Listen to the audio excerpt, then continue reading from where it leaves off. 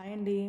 ఈరోజు మనము ఎగ్ పొంగనాలు చేసుకుందాము. దీనికి కావాల్సినవి 5 ఎగ్స్, తర్వాత ఇలాంటిది ఒకటి తీసుకోవాలండి ప్యాన్. ఇది పొంగనాలు వేసే ప్యాన్ అనమాట. ఇది ఒకటి తీసుకుందాము. ఎంటీ బౌల్ తీసుకుందాము. తర్వాత ఆనియన్స్ ఇలాగా కట్ చేసుకొని పెట్టుకోవాలి. సాల్ట్, ఎల్లిపాయలు చిన్న కట్ చేసుకోవాలి. క్యారెట్ తరుక్కొని పెట్టుకోవాలి. తర్వాత ఇది కరివేపాకండి కట్ చేసుకోవాలి. ఇందులోనే మిర్చి వేసాను అక్కడక్కడ, అంటే ఎక్కువ అవసరం లేదు ఎందుకంటే కారం అనిపిస్తే పిల్లలు తినలేరు కాబట్టి కొద్దిగా వేసాను. ఇప్పుడు స్టార్ట్ చేద్దాము. ఫస్ట్ ఇలాగా ఎంటీ బౌల్ తీసుకోవాలి. ఇందులో వచ్చేసి ఇవన్నీ వీటన్నింటినీ ఇందులో వేయాలి. సాల్ట్, ఎల్లిపాయలు, తర్వాత క్యారెట్, కరివేపాకు, ఆనియన్స్ వేసుకొని అందులో మనము 5 ఎగ్స్ వేసుకుందాం. ఇలాగా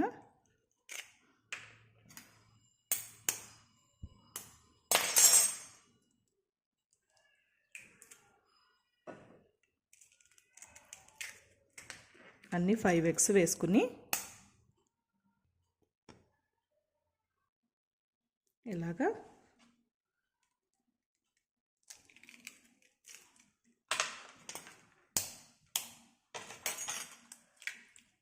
ఫైవ్ ఎగ్స్ వేసుకొని బాగా కలిపేద్దాం.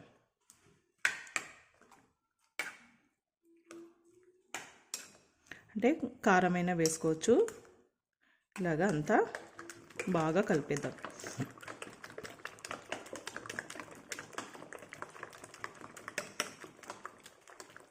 మనం ఆనియన్స్ని చిన్నగా చాప్ చేసుకుంటే ఇంకా బాగుంటుంది.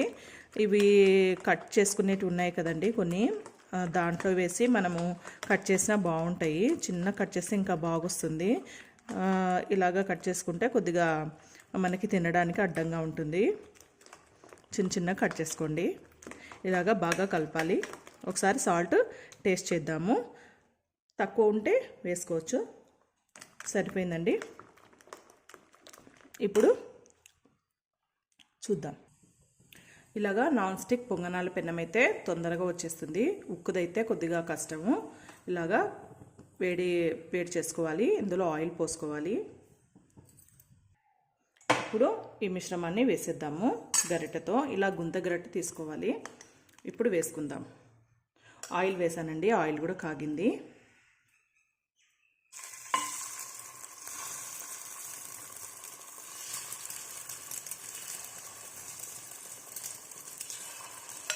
ఇలా వేస్తే పిల్లలు బాగా తింటారు.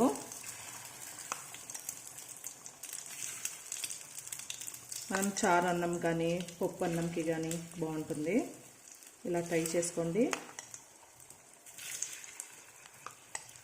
ఇలాగా వేసుకోవాలి. ఇలా వేసిన తర్వాత ప్లేట్ మూసేద్దాం. ప్లేట్ మూసేస్తున్నా. ఒక 2 మినిట్స్ కొద్దిగా సిమ్లో పెట్టేసుకొని ఉడికించుకోవాలి.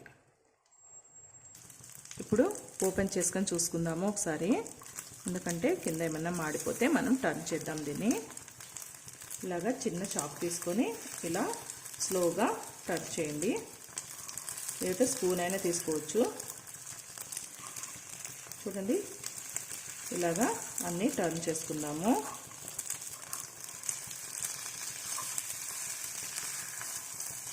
ఇలాగా అన్నీ వేసుకుందాము.